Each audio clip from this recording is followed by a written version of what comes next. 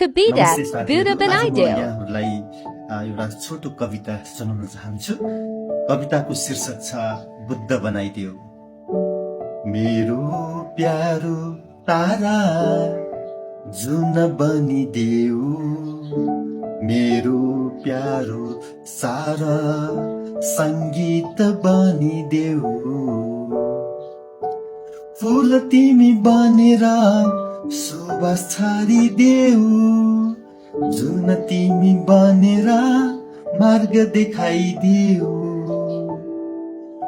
Mona Lisa बनेर मुस्कान छरिदेऊ, सगरमाथा बनेर शिर उठाइदेऊ।